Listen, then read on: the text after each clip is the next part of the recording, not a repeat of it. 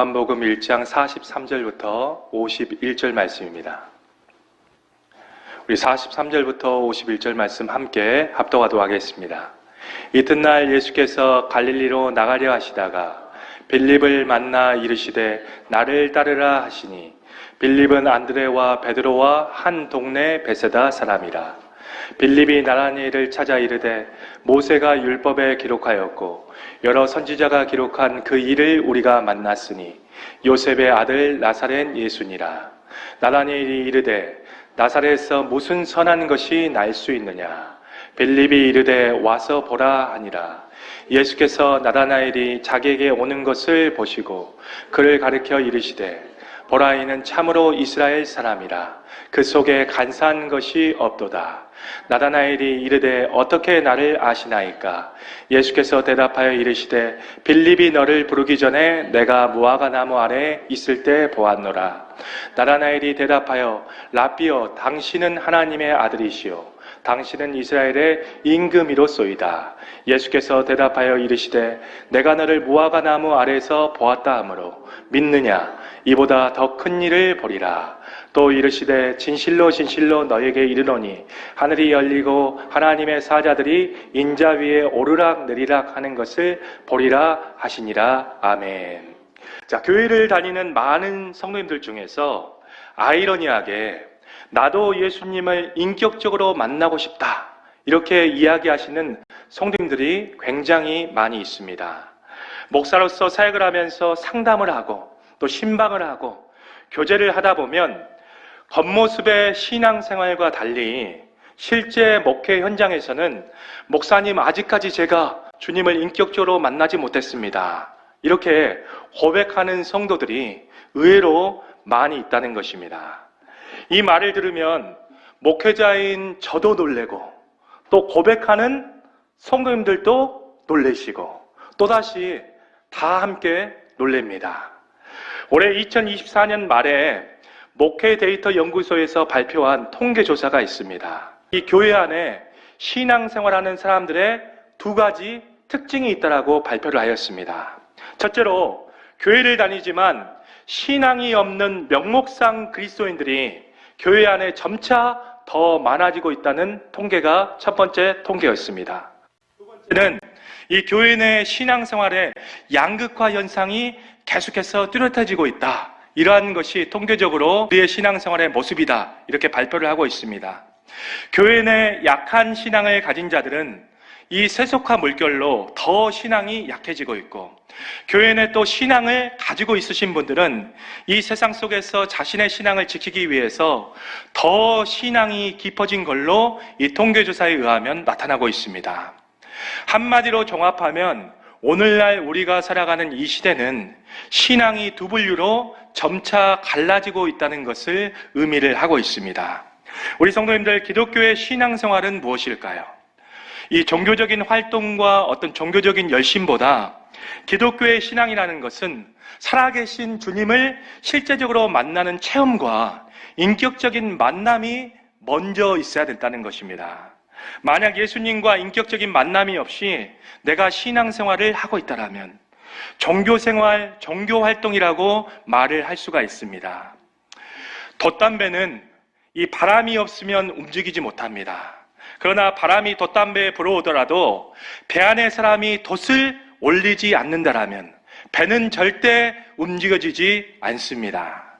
이와 같이 주님께서 우리를 먼저 만나시기를 원하시지만 나도 주님을 찾으면서 주님을 만날 준비를 하고 있어야 된다는 것을 성경은 우리에게 말씀을 전하고 있습니다. 자, 오늘 본문에서 보면 주님과 만남을 갖는 한 사람의 이야기가 우리에게 소개를 하고 있습니다. 바로 나다나엘의 이야기입니다. 자, 예수님께서 이 나다나엘을 무작정 찾아오신 것이 아니라 나다나엘은 바람이 불 때 돛을 올리는 믿음의 준비를 하고 있었던 사람이었습니다. 우리 성도님들도 주님을 인격적으로 만나고 싶으십니까? 주님이 우리 부모님을 또 우리 자녀들을 우리 남편을 만나 주시기를 원하십니까? 그러면 무작정 기다리는 것이 아니라 예수님을 만나기 위해서 우리 또한 믿음의 준비, 기도의 준비, 은혜 받을 준비를 하고 계셔야 된다는 것입니다. 과연 예수님께서는 어떤 사람을 만나주시고 또 먼저 어떤 사람을 찾아오시는지 오늘 본문을 통해서 함께 은혜를 나누도록 하겠습니다. 자, 오늘 본문은 예수님께서 자기의 제자를 임명하시는 이야기가 먼저 소개가 되고 있습니다. 오늘 본문의 앞장면은 세례 요한의 제자 이 베드로와 안드레가 예수님께 제자 삼는 장면이 먼저 소개가 되고 있습니다. 그리고 예수님께서 갈릴리로 가시려다가 빌립을 만나십니다. 그리고 예수님께서 이 빌립을 만나서 한마디를 하시죠. 나를 따르라, 이렇게 한마디를 하십니다. 이에 빌립은 예수님의 한마디에 즉각적으로 반응하여서 예수님의 제자가 되고 예수님을 따르기 시작합니다. 자, 예수님께서 빌립에게 하시는 이 말씀은 사실 우리 모두에게 하시는 말씀입니다. 나를 따르라, 이 말씀은 단순히 내 뒤를 쫓아오라, 이 말씀이 아니라 자신의 제자가 되라는 예수님의 적극적인 요청이라는 것이죠. 오늘날 많은 사람들이 예수님의 요청에 대답만 할 뿐 실제 행동으로는 예수님을 따르지 않고 신앙생활하는 사람들이 많습니다. 왜냐하면 예수님을 따르기 위해서는 반드시 자기 부인과 자기 십자가를 지는 이 두 가지 요소가 필요하기 때문입니다. 예수님을 따른다는 것이 무엇일까요? 예수님을 따른다는 것은 내 주인됨과 내 주권을 포기하고 내 안에 주님이 왕 되시는 삶이고, 예수님을 따른다는 것은 늘 예수님과 함께 한다는 의미를 가지고 있습니다. 심지어 이 영광의 자리뿐만 아니라 이 고난과 죽음까지도 예수님을 따라서 함께 동행해야 된다는 것을 의미하고 있는 단어가 바로 예수님을 따른다라는 의미인 것입니다. 우리 성도님들은 어느 상황과 어느 환경 가운데도 좋은 일이 있든지 슬픈 일이 있든지 어떠한 고난과 역경이 다가와도 예수님을 따르시는 신실한 제자가 되시기를 축복합니다. 자, 오늘 본문의 빌립은 예수님의 요청에 즉각적으로 반응을 하기 시작하죠. 자, 빌립은 왜 예수님의 이 한마디에 즉각적으로 빠른 반응을 보였을까요? 먼저 빌립은 예수님을 만난 베드로와 안드레와 같은 사람들을 통해서 이미 예수님에 대한 소식을 접했기 때문입니다. 우리 요한복음 1장 44절 말씀 함께 읽어보도록 하겠습니다. 빌립은 안드레와 베드로와 한 동네 벳세다 사람이라. 아멘.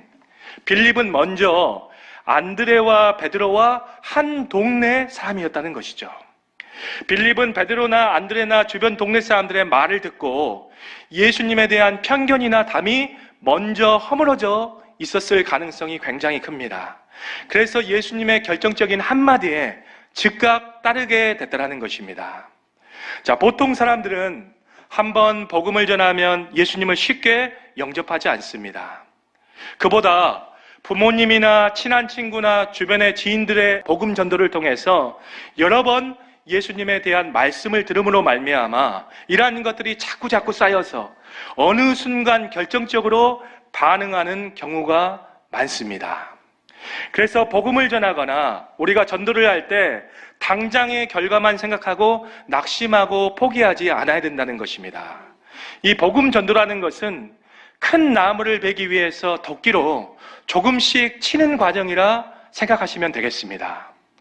우리 부모님들은 멀리 떨어져 사는 자식이라 할지라도 자녀들을 만날 때마다 계속해서 복음을 전하시고 나누시고 기도해 주셔야 됩니다.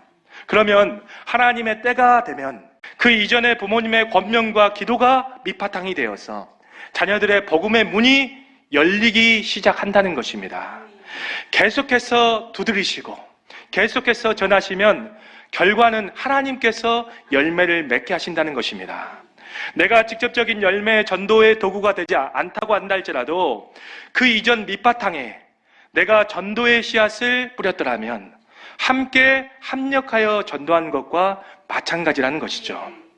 오늘 본문의 빌립도 여러 동네 사람들의 간증이 쌓여서 예수님을 따르게 됐다는 사실을 우리 성도님들 명심하시길 바랍니다. 전도를 하다 보면 단번에 꼬꾸라지는 사람도 있지만 오랜 과정을 통해서 예수님의 제자가 되는 사람들이 더 많습니다. 사람마다 하나님의 때가 반드시 있습니다. 이 전도와 복음을 전하는 행위들은 내가 하나님의 때에 참여하게 되는 축복의 시간이라는 것을 우리 성님들 명심하시기를 축복합니다. 자, 빌립은 예수님을 만나서 마음이 뜨거워졌습니다. 예수님을 만나서 이 구원의 기쁨과 감격을 맛본 사람은 가까운 사람에게 자발적으로 예수님을 전하고 소개하게끔 돼 있습니다. 우리 안에 예수가 가득 차지 않습니까? 그러면 반드시 내 말과 행동을 통해서 예수를 전할 수밖에 없습니다. 그것이 바로 전도예요. 부흥이라는 것은 내 마음 안에 먼저 부흥이 일어나야 육적인 부흥도 따라온다는 것입니다. 요한복음 1장 45절에 빌립은 이 나다나엘을 찾아가서 자기가 만난 예수님을 소개하게 되죠. 원어적으로 보면 의도적으로 빌립이 나다나엘을 찾아 나섰음을 성경은 우리에게 말씀을 증거하고 있습니다. 빌립이 메시아를 만난 이후에 왜 나다나엘을 만나려고 그토록 찾아다녔을까요? 나다나엘이 평소에 구약 성경 율법과 선지서에 익숙한 사람이었기 때문입니다. 빌립이 나다나엘에게 예수님을 율법과 선지자에게 기록된 사람이라고 소개한 이유들이 바로 이러한 이유들 때문이었습니다.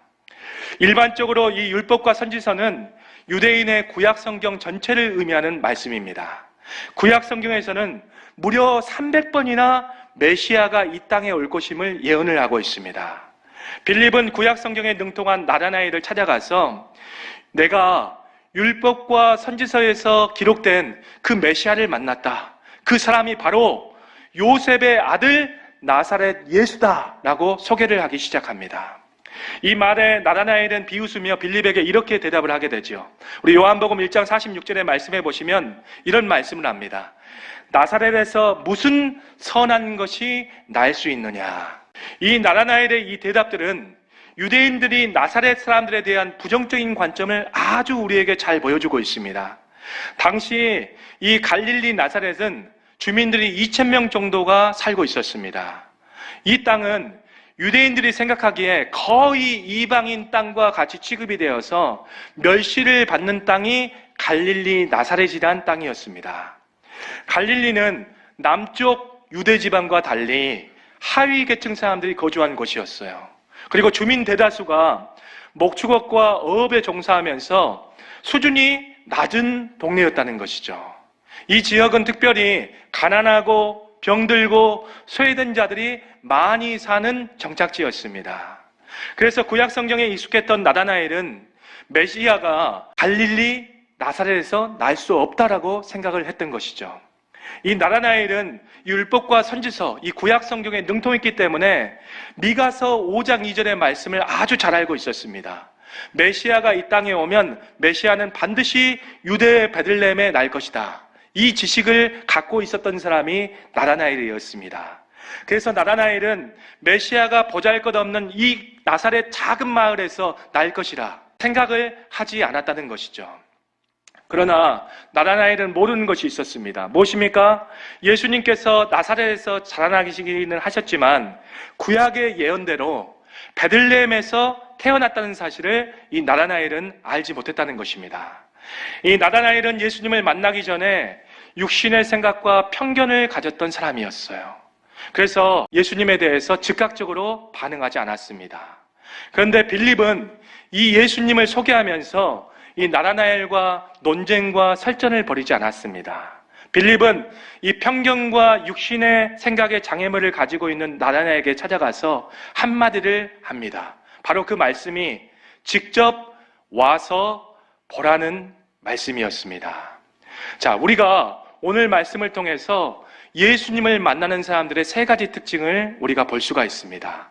자, 첫 번째로 우리가 예수님을 만나려면 첫 번째로 내 육신의 생각과 방법을 뛰어넘어야 예수님을 만날 수 있다는 사실입니다.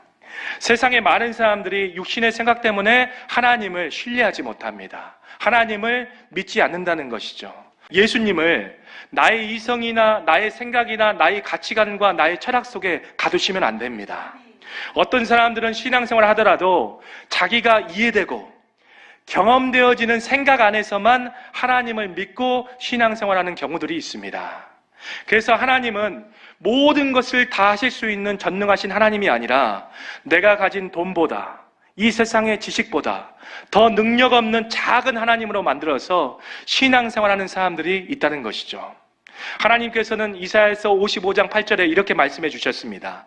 내 생각이 너희 생각과 다르며 내 길은 너희의 길과 다릅니다 라는 말씀을 해 주셨습니다. 도저히 우리의 이성적인 생각으로는 이루어질 수 없는 일들이 다가온다 할지라도 하나님께서는 전능하시게 이루시고 역사하시고 해결하시는 하나님이시라는 것이죠. 그 하나님을 우리가 반드시 신뢰하고 믿으셔야 한다는 것입니다. 이 성경 자체가 우리의 육신의 생각과 이성적으로 보면 말도 안 되는 이야기들이 굉장히 많이 있습니다. 홍해가 어떻게 지팡이를 드니까 갈라집니까? 또 여리고성을 7번 도니까 여리고성이 무너지기 시작합니다. 우리의 육신의 생각과 방법으로는 절대 이해될 수 없는 현상들이죠. 또 예수님께서 말씀하시니까 죽은 자가 다시 살아나기 시작합니다. 이렇게 육신적으로 이성적으로 말도 안 되는 기적과 이적의 이야기가 우리가 믿는 성경 말씀이라는 것입니다. 우리 성도님들은 구약 39권, 신약 27권의 하나님의 성경 말씀이 전체적으로 믿어지십니까? 그러면 가장 축복을 받은 신앙생활을 하고 있는 것입니다. 믿어지는 것이 축복입니다. 하나님께서 우리에게 먼저 주시는 은혜들은 바로 믿음이라는 것입니다. 어둠의 주관자, 흑암의 권세자, 마귀는 모든 인류를 육신의 생각과 방법에 가두었습니다. 그래서 이성적인 것만 사람들이 믿도록 우리를 속이고 있고, 눈에 보이는 현상만 믿도록 오늘도 사단 마귀는 우리를 속이고 있고, 철저히 그러므로 말미암아 영의 세계를 감춰버리는 자가 우리 대적 마귀 원수입니다. 이 땅에서 잘 먹고 잘 살면 끝나지 지금 이후의 세계는 없다. 자, 천국과 지옥 내가 죽어봐야 알지 어떻게 알겠느냐. 이렇게 철저히 영의 세계를 가려버린다는 것입니다. 우리가 신앙생활할 때 반드시 내 가치관, 내 경험, 내 철학, 내 육신적인 생각과 방법을 십자가에 못 박아야 예수님을 만날 수 있다는 것입니다. 예수님은 영이시기에 우리의 육신의 생각과 방법으로는 절대 예수님을 만날 수가 없습니다. 육신의 생각은 사망이고 육신의 생각은 어떤 일을 하더라도 하나님과 원수가 된다라고 성경은 우리에게 말씀을 증거하고 있습니다. 이 육신의 생각과 방법들이 철저히 십자가에서 못 박혀지고 하나님이 주시는 영의 생각으로 바뀌어 사는 것이 신앙생활이라는 것입니다. 우리가 이러한 신앙생활을 추구하기 시작하면 그때부터 우리가 알 수 없었던 영의 세계가 열리고 믿음의 세계가 열리기 시작합니다. 그때부터 영이신 하나님이 나에게 찾아오셔서 영적인 일들을 보여주시고 그 영적인 일들을 함께 동역하기를 원하신다는 것입니다. 나다나엘은 처음에 가졌던 육신의 생각과 편견을 극복하고 예수님께 나오기 시작합니다. 자, 예수님께서는 자기 자신에게 찾아오는 나다나엘을 먼저 주목하고 계셨습니다. 요한복음 1장 47절에 예수님께서 나다나엘이 자기에게 오시는 것을 보시고 라는 이 말씀이 기록되어 있습니다. 먼저 예수님께서 나다나엘을 만나기 위해서 준비하고 계셨다는 것이죠. 우리가 그냥 오늘 우리 다운교회에 그냥 나오는 것 같지만 먼저 하나님이 우리를 주목하시고 이 교회로 불러주셨습니다. 우리 성도님들, 내 노력과 내 힘이 아닙니다. 교회로 올 수 있는 상황과 환경을 만드시고 예수님을 찾을 만한 가난한 마음을 주시고 내 의지를 일으켜서 이 교회와 예수님께 마음문이 열리게 하신 것은 내 의지와 노력이 아니라 하나님이시라는 것입니다. 우리는 에베소서 1장 4절부터 5절 말씀을 보면서 하나님은 창세 때부터 나를 택정하셨다는 사실을 잊지 않아야 됩니다. 또 요한복음 15장 16절 말씀에 의하면 너희가 나를 택한 것이 아니요 내가 너희를 택하여 세웠나니 이 말씀을 반드시 기억하셔야 될 줄 믿습니다. 하나님이 모든 것들을 관할하십니다. 하나님이 우리 교회와 내 인생의 주권자라는 것이죠. 예수님께서는 자신에게 찾아온 나다나엘의 내면 상태를 살펴보시고 나다나엘을 만나서 이렇게 말씀을 해주셨습니다. 우리 요한복음 1장 47절 말씀 함께 읽어보시겠습니다. 참으로 이스라엘이라 그 속에 간사한 것이 없도다. 아멘. 자, 나다나엘을 보고 참으로 이스라엘이다. 이 사람은 마음에 간사한 것이 없다. 이렇게 예수님께서 말씀해 주셨습니다. 마음에 간사라는 것은 헬라어로 돌로스라는 뜻으로 사기, 기만, 간사함, 배신, 계략, 거짓됨이라는 뜻을 가지고 있습니다. 이 간사함은 마태복음 7장 22절에 마음에 나와서 사람을 더럽게 하는 요소이고, 또 이 간사함은 로마서 1장 29절 말씀에 보면 하나님께서 사형에 해당된다고 말씀하신 죄의 목록이기도 하고, 또 마가복음 26장 4절 말씀에 보면 살인의 속성 중에 하나가 바로 간사함입니다. 나다나엘은 당시 종교 지도자들과 달리 그 속에 교활함, 거짓됨이 없었다는 것입니다. 나다나엘은 삶 속에서 다른 사람을 속이지 않습니다. 또 자기 자신도 속이지 않았습니다. 하나님 앞에, 사람 앞에 정직함을 가지고 있었다는 것이죠. 어떤 모략과 계략과 술수를 쓰고 자기의 삶을 살지 않았습니다. 또 나다나엘이 참으로 이스라엘이라는 이 말씀을 예수님께서 해주셨습니다. 이 뜻은 나다나엘이 하나님의 언약을 가진 백성으로서 언약의 성취를 소망하는 사람이라는 뜻을 예수님께서 말씀을 해주셨다는 것입니다.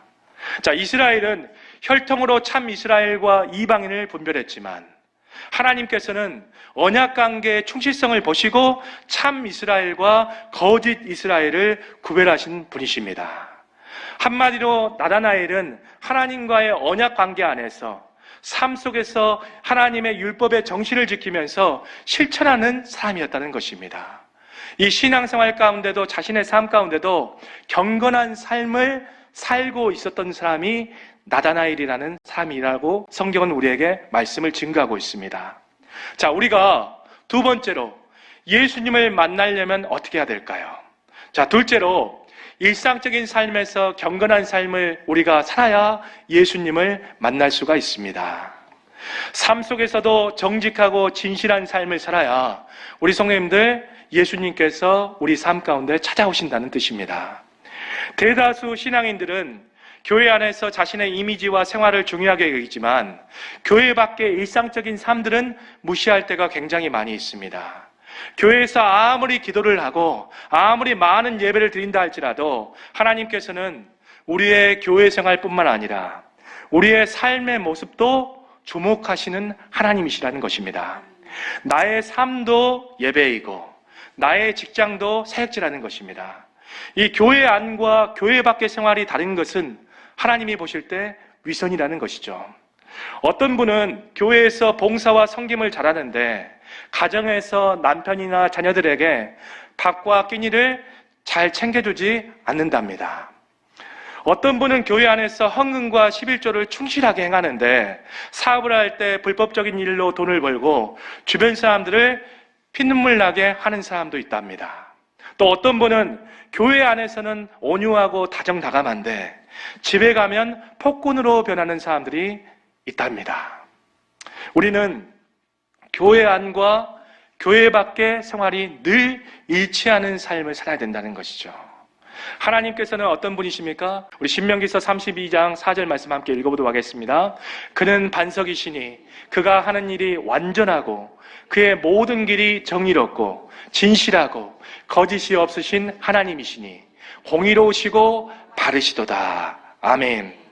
하나님은 거짓과 위선을 싫어하시고 불법과 기만과 강계를 싫어하시는 하나님이십니다. 우리는 마음속에 진실함을 품어야 됩니다. 언행 심사가 일치해야 된다는 것이죠. 삶 속에서 거짓과 관계가 없는 정직한 삶을 살아가셔야 한다는 것입니다. 예수님을 만나고 싶다라면 우리 성도님들 나의 마음과 나의 삶을 반드시 되돌아보시길 바랍니다. 나의 삶 속에서 경건함은 없으면서 내가 예수님을 만나려고 하고 있지는 않은지 반드시 나의 삶을 되돌아보시길 바랍니다. 하나님은 오늘도 깨끗하고 정결한 백성을 만나기를 원하세요. 내 마음속에 정말로 정결한 사람, 깨끗한 사람, 그 사람에게 하나님은 은혜를 채워주셔서 그 사람과 동역하여 하나님의 나라를 건설하기를 원하시는 하나님이십니다. 예수님께서는 하나님의 언약 백성으로서 경건한 삶을 살았던 나다나엘을 만나 주셨습니다. 또 성경에서 당대 사람들과 구별되어 삶을 살아갔던 의인이고 완전한 자 노아를 하나님이 만나 주셨습니다. 이들은 모두 삶 속에서 평상시 경건한 삶을 살았던 사람들의 모습들을 보이고 있습니다. 경건이라는 것은 말씀이 처지화되어서 입술에서 믿음의 말과 은혜의 말이 흘러나오는 사람이고, 또 삶 속에서 거룩이 스며든 것을 의미하고 있습니다. 우리 성도님들도 간사와 관계가 없는 경건의 삶을 사시기를 축복합니다. 우리 시편 32편 2절 말씀 함께 읽어보도록 하겠습니다.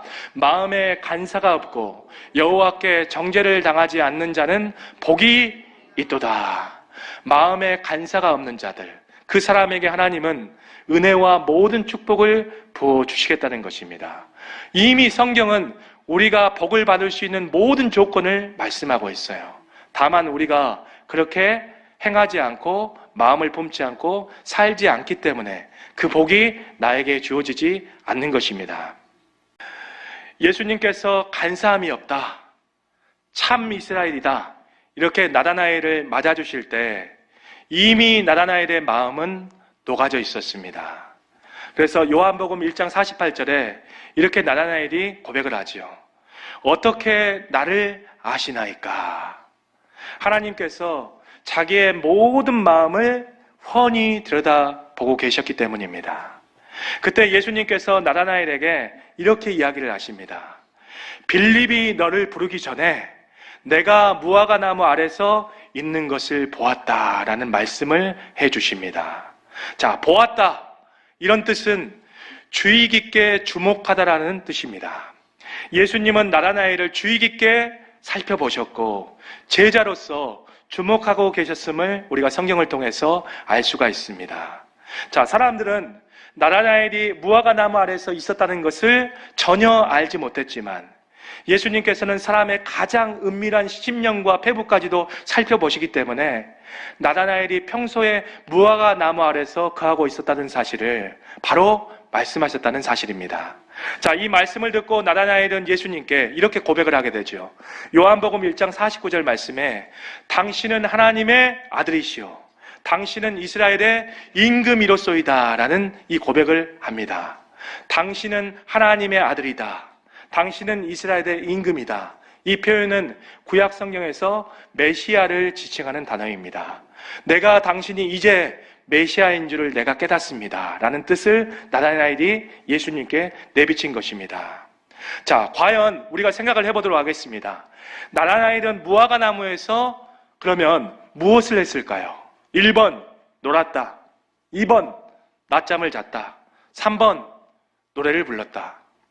정답이 무엇이겠습니까? 1, 2, 3번 중에? 자, 나다나엘이 이 무화과 나무에서 무엇을 냈길래 예수님의 말씀 앞에 뒤집어졌을까요? 자, 유대인에게 이 무화과 나무와 포도나무는 메시아를 상징하는 나무입니다.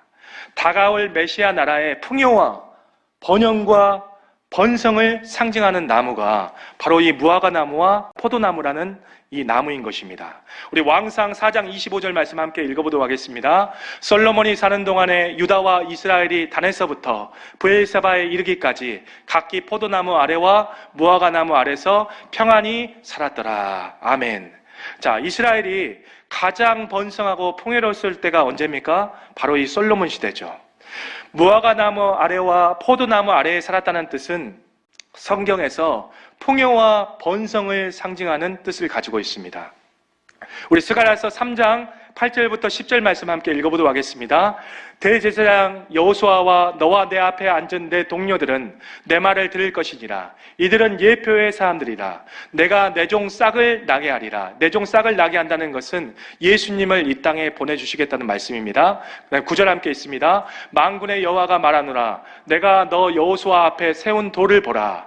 흰 한 돌에 7눈이 있으니라. 내가 거기에 새길 것을 새기며 이 땅의 죄악을 하루에 제거하리라. 이 땅에 하나님의 싹인 예수님을 보내서 이 땅의 모든 죄악을 하나님께서 씻겨주시겠다라고 미리 예언을 해주셨습니다. 그리고 나서 우리 10절 말씀 함께 있습니다. 만군의 여호와가 말하노라. 그날에 너희가 각각 포도나무와 무화과나무 아래서 서로 초대하리라 하셨느니라. 자, 그날에 무화과나무와 포도나무에 서로 초대하리라. 이 말씀은 메시아가 올 때 이스라엘이 회복되고 평화가 오고 풍요가 온다는 뜻을 가지고 있습니다. 이 예언을 하나님께서 미리 말씀해 주셨다는 뜻입니다. 또 무화과나무는 다른 의미가 있는데, 이 무화과나무라는 것은 중동 지역에서 흔히 볼 수 있는 나무들입니다. 그래서 잎이 무성하고 그늘이 아주 짙어요. 아주 큰 나무입니다. 그래서 당시 유대 랍비들은 이 무화과나무에서 햇빛을 피해서 여러 가지 활동을 했습니다. 바로 율법을 연구하거나 율법을 묵상하거나 이 무화과나무에서 기도를 했다는 것입니다. 자, 나다나엘이 무화과나무 아래에 있었다는 것은 신앙적인 측면에서 하나님의 말씀을 깊숙이 묵상하고 간절하게 기도하고 있었다는 것을 상징하는 말씀이라는 거예요. 당시 이스라엘은 로마의 폭정과 압제 가운데 있는 시대였습니다. 자, 이스라엘에는 4가지 종파가 있었습니다. 첫 번째로 바리새인은 율법적인 금욕주의로 이스라엘이 독립될 것이라고 믿었습니다. 또 두 번째로 이 사두개인들은 로마와 정치적으로 야합하면 이제 이스라엘이 독립을 할 것이다. 이러한 운동을 벌였습니다. 또 우리 에세네파라고 있죠. 이 에세네파는 수도등처럼 경건 운동을 행하면 로마라는 나라에서 이스라엘이 바로 자유를 얻게 될 것이다 생각을 하고 동굴에 들어가서 경건운동을 펼쳤던 에세네파들의 그 신앙 활동들이 있었습니다. 그리고 마지막으로 열심당이 있죠. 이 열심당은 물리적인 혁명적인 방법으로 로마라는 나라와 이 칼로 싸워서 승리해서 이 이스라엘의 자유가 올 것이다. 이렇게 주장한 학파였습니다. 그런데 나다나엘은 메시아가 이 땅에 오시면 자신과 이스라엘의 모든 문제가 회복되고 해결된다고 생각하면서 무화과나무 아래에서 어떤 행동을 했습니까? 바로 성경을 묵상하고 기도하면서 이 땅에 메시아가 오기를 간절히 기다렸던 모습을 가지고 있었다는 것입니다. 그래서 예수님께서는 이 나다나엘의 모습을 보고 이 믿음을 알아보시고 나다나엘을 만나 주셨다는 사실입니다. 자, 우리가 이 말씀을 통해서 예수님을 만나려면 어떻게 해야 될까요? 자, 셋째로 우리가 예수님을 만나려면 신앙 안에서 주님을 기다리고 소망해야 예수님을 만날 수가 있습니다. 나다나엘은 메시아를 간절히 기다리고 소망했던 자였어요. 우리가 주님을 기다리고 소망하는 마음이 변치 않고 끊이지 않게 우리가 하나님 앞에서 기도하고 성경을 묵상하고 있더라면 하나님은 반드시 우리 인생에 찾아오십니다. 좀 더 구체적으로 나다나엘처럼 신앙 안에서 주님을 소망하는 것이 무엇입니까? 나다나엘이 그냥 가만히 주님만 소망하고 기다리고 있던 자가 아니었습니다. 언제 메시아가 올까? 언제 내가 예수님을 만날 수 있을까? 이 무화과나무 아래서 끊임없이 메시아를 기다리고 소망하면서 성경을 읽고 읽으면서 묵상하고 묵상하면서 메시아를 온전히 기다렸던 나다나엘의 믿음이 있었다는 것이죠. 성도님들도 주님을 마음속에 소망만 하시면 안 됩니다. 주님을 만나기 위해서 성경을 날마다 묵상하시면서 그 예수님이 내 인생 가운데 찾아오시기를 기다리셔야 됩니다. 성경을 보면서 레마의 말씀이 내 마음 가운데 임하도록 날마다 기대하며 묵상을 하셔야 된다는 것이죠. 그리고 날마다 기도하셔야 됩니다. 살아계신 주님의 음성을 듣기 위해서 무릎을 꿇으셔야 그때 주님이 나를 만나 주신다는 것입니다. 2000년 전에 이스라엘 땅에 오신 메시아가 현재 우리에게도 오셔야 합니다. 주님이 나의 신앙에, 나의 남편에, 나의 자녀에, 나의 가정에 반드시 오셔야 됩니다. 평안이 깨지고 자녀관계가 깨어진 우리 가정에 모든 죄악이 제거되도록 주님을 기다리고 사모하셔야 됩니다. 내 죄악투성이의 삶 속에서 주님이 오시도록 반드시 소망하시고 기대하시는 그 말씀과 그 기도 활동이 있어야 주님이 우리를 만나 주신다는 것입니다. 신앙 안에서도 끊임없이 성경을 묵상하시고 기도를 하시면 주님은 주님의 때에 반드시 우리를 찾아오십니다. 그리고 내가 먼저 너를 만나기를 원했노라. 내가 먼저 너를 찾았다. 이렇게 온유한 음성으로 우리에게 말씀하시면서 내 마음속에 주님의 사랑을 부어주십니다. 우리가 주님을 소망해야 된다는 것이죠. 주님을 기대하셔야 인격적인 주님을 만날 수가 있습니다. 목사에게만 신앙서적에서 또 기독교 TV에서 누군가가 체험한 그 하나님의 말씀만을 듣는 것이 아니라 우리 성도님들이 1대1로 하나님을 인격적으로 만나실 때 그때부터가 신앙생활의 시작인 것입니다. 우리 에레미야서 29장 13절 말씀 함께 있습니다. 너희가 온 마음으로 나를 구하면 나를 찾을 것이요 나를 만나리라. 아멘. 온 마음으로 나를 구하셔야 됩니다. 그래야 하나님이 내 인생 가운데 찾아오십니다. 수없이 예배를 드려도 수없이 찬양을 하고 말씀을 들어도 내가 예수님을 소망하지 않는다라면 예수님은 내 인생에 찾아오지 않습니다. 구하셔야 됩니다. 찾으셔야 됩니다. 우리 성도님들도 끊임없이 기도와 말씀을 묵상하면서 주님을 소망하는 무화과 나무 아래에 신앙이 있기를 축복합니다.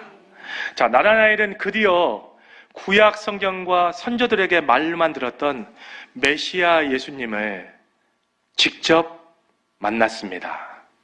예수님께서 나다나엘에게 이렇게 말씀해 주셨습니다. 너를 무화과 나무 아래서 보았다므로 믿느냐? 이보다 더 큰 일을 볼 것이다. 말씀해 주셨습니다. 기적은 앞으로 보지 않고 믿는 것의 첫 증거일 뿐입니다. 이적은 하나님의 권능이 드러난 도구로서 믿음으로 인도하는 역할을 하는 것이 이적입니다. 우리 기적과 이적이 없어도 우리가 말씀으로 예수님을 신뢰하고 믿는 것이 진정한 기적과 이적이라는 것입니다. 내가 믿어지는 것이 축복이라는 것이죠. 믿음을 소유하고 있는 자가 이 세상에서 가장 큰 축복을 얻는 하나님의 사람들의 특징들입니다. 자, 이보다 더 큰 일도 보리라. 이렇게 예수님께서 나다나엘에게 말씀해 주셨는데 이 말씀은 복수형입니다.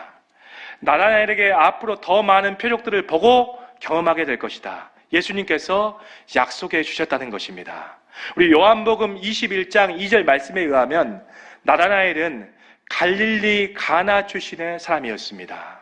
자, 예수님은 이 약속을 지키기 위해서 제일 먼저 나다나엘과 그 동네 사람들을 위해서 오늘 바로 이 본문 뒤에 이어지는 가나 혼인잔치 첫 표적을 나다나엘의 이 동네에 보여주셨다는 것입니다.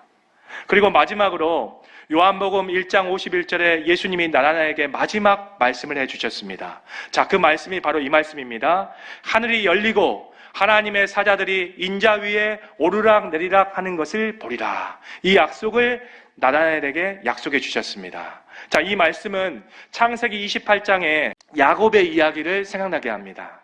선사들이 사닥다리를 타고 하나님과 야곱 사이를 오르락 내리락 왕래하였던 것처럼 예수님께서 이제 하나님과 인간 사이에 사닥다리 중보자가 되어주셔서 하나님께 나아가는 온전한 길을 확실히 보여주시겠다. 이 약속을 나다나엘의 믿음을 통해서 예수님께서 약속을 해주셨다는 것이죠. 자, 우리가 오늘 나다나엘의 이야기를 통해서 예수님을 만나려면 어떻게 해야 됩니까? 첫 번째로 나의 육신의 생각과 방법, 하나님보다 높아진 나의 바벨탑을 무너뜨려야 인격적인 예수님을 우리가 만날 수 있습니다. 둘째로 나의 삶 속에서도 정직하고 진실함으로 경건한 삶을 살고 있어야 우리가 예수님이 내 인생 가운데 찾아오시고 인격적인 예수님을 만날 수 있습니다. 마지막으로 무화과 나무 아래에서 졸고만 있으면 안 됩니다. 신앙의 무화과 나무 아래에서 끊임없이 성경을 묵상하고 예수님을 소망하고 기도하고 계셔야 바로 예수님을 만날 수 있다는 것이죠. 우리 모든 성도님들이 이 세 가지의 신앙 자세를 잊지 마시고 어제나 오늘이나 영원토록 동일하신 살아계신 예수님을 인격적으로 만날 수 있는 축복과 은혜가 있기를 예수님 이름으로 축원합니다.